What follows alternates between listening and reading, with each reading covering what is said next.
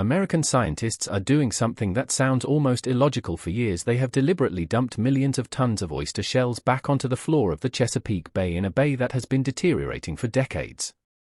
The scene can easily look like a massive act of dumping waste, but in reality it signals something very different: a quiet effort to bring back what once disappeared from these waters. Before dense human development surrounded the bay, oysters formed enormous living reefs. They filtered the water, supported marine life, and kept the entire ecosystem functioning as a stable biological system. So what happened when those oyster reefs vanished, and can pouring mountains of oyster shells back into the water truly help restore an ecosystem that has been damaged for so long? There was a time when the Chesapeake Bay did not need water treatment plants. Before cities densely developed along its shores, massive oyster reefs were capable of filtering the entire bay in just 3 days, a real measurable capacity of a biological system operating at an extraordinary scale.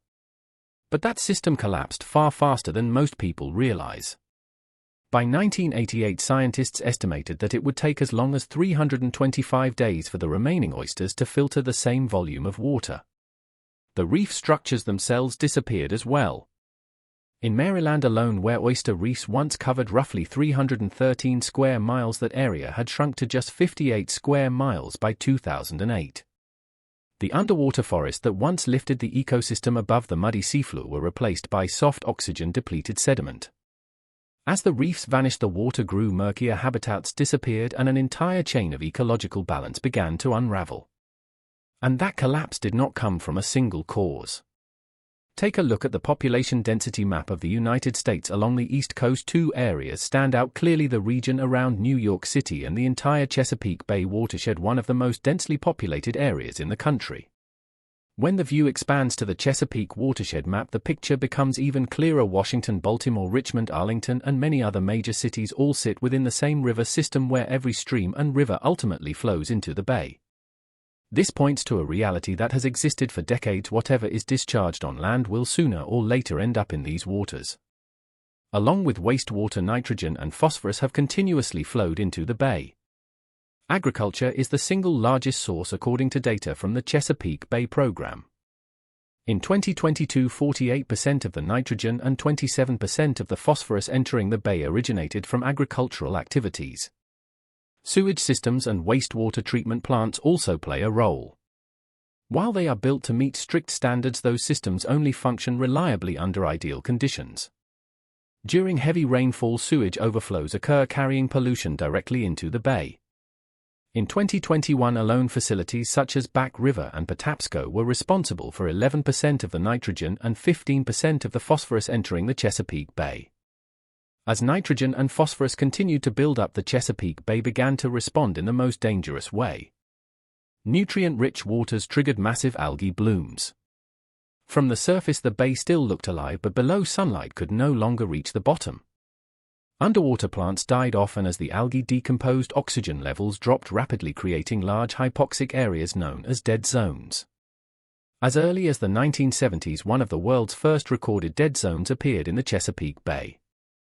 By 2000, scientists estimated that this process caused the loss of around 75,000 tons of bottom-dwelling organisms each year, undermining the food chain and pushing the ecosystem into long-term decline.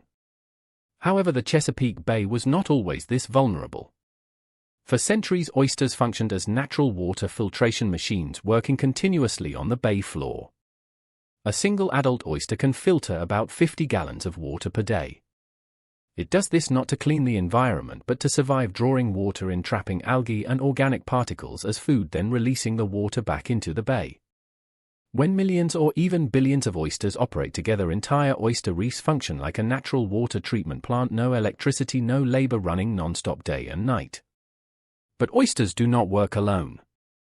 As they grow on top of one another, their shells form reefs, rigid, rough ecological infrastructure that lifts life above oxygen-poor MUD. These reefs provide shelter for juvenile fish, blue crabs, crustaceans, and countless bottom-dwelling species. In just half a century, commercial harvesting nearly erased this entire biological system from the Chesapeake Bay, one that had kept these waters alive for hundreds of years. But what happens if humans try to restore this natural water filtration system? For years, restoration projects have been returning oyster shells to the Chesapeake Bay and its tributaries. However, simply scattering shells into the water does not automatically create new oysters. Oyster shells and living oysters are two different components, but both play essential roles. Oyster shells are not waste, they are the biological building blocks of oyster reefs. Their primary material is calcium carbonate, exactly what oyster larvae need in order to attach.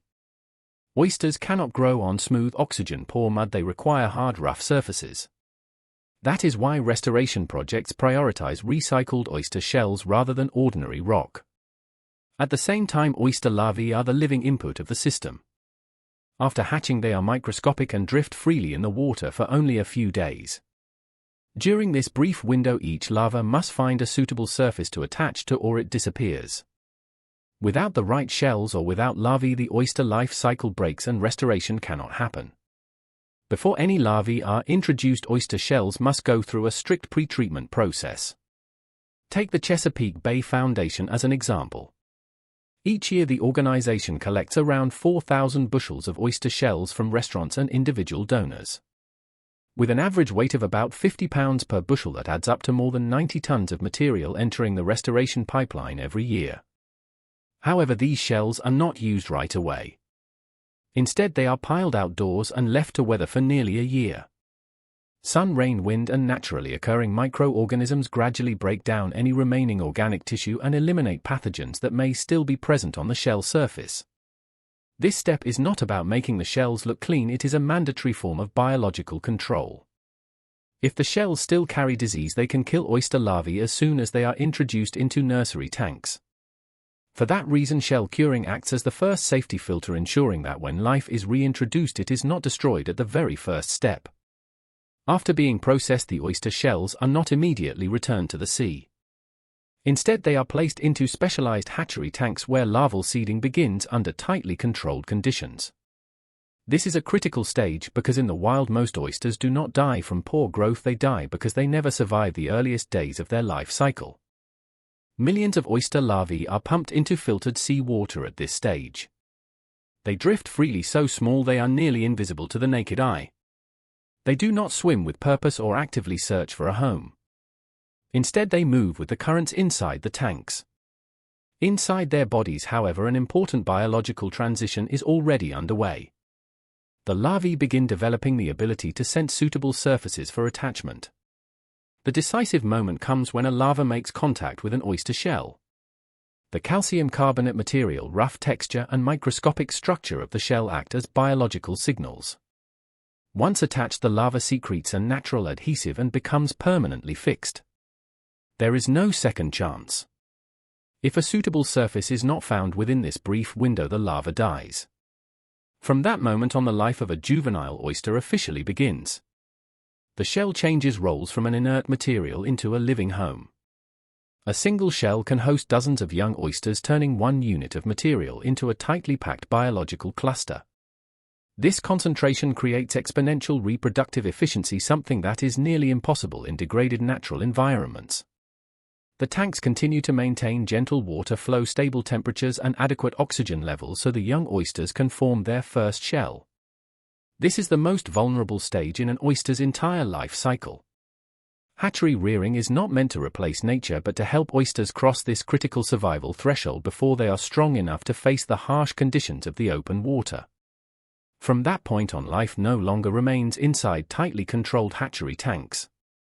It has to return to where it belongs, the bottom of Chesapeake Bay.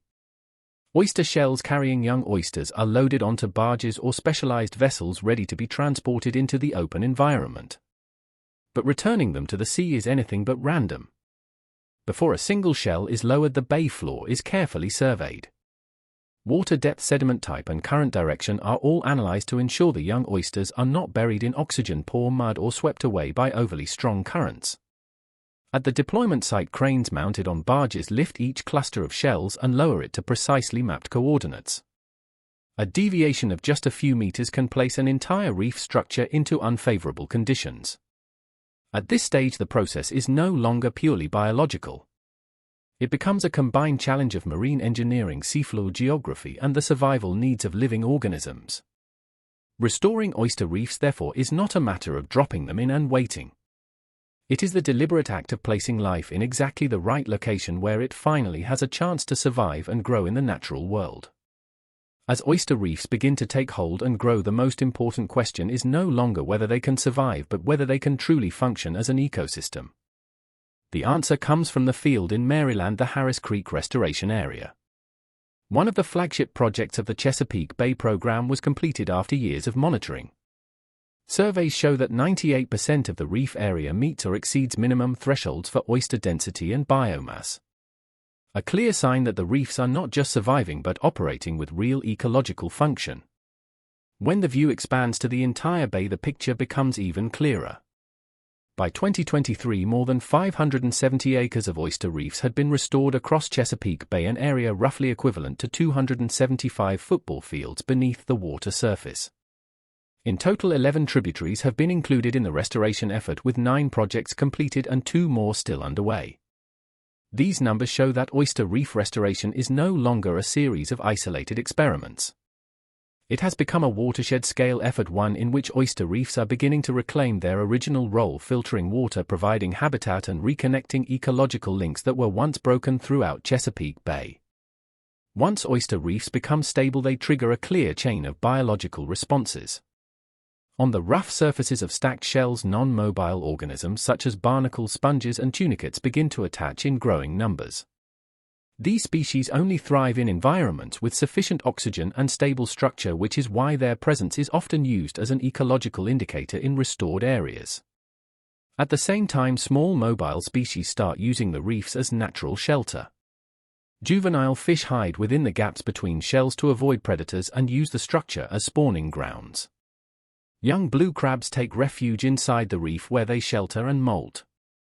At research sites in New York Harbor, scientists have recorded more than 200 different species appearing in and around restored oyster reefs, including blennies, American eels, various crustaceans, and bottom-dwelling organisms.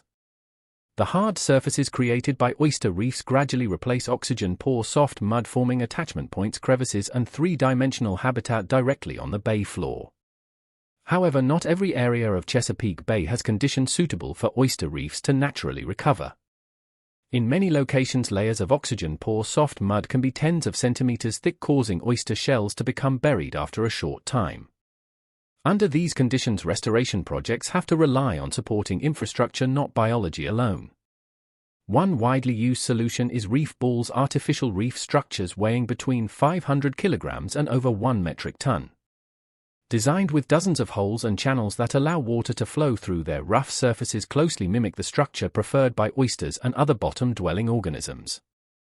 In many test sites, reef balls became habitat for juvenile fish, crabs, and sessile organisms within 6 to 12 months, even before oysters appeared in significant numbers. In areas with natural larval supply, these structures are quickly colonized by oysters.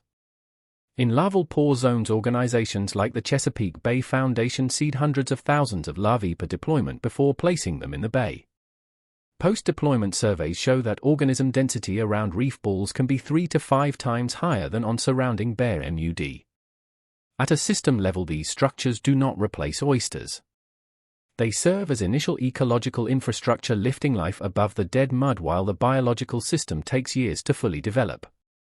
The story of Chesapeake Bay is not a search for a miracle.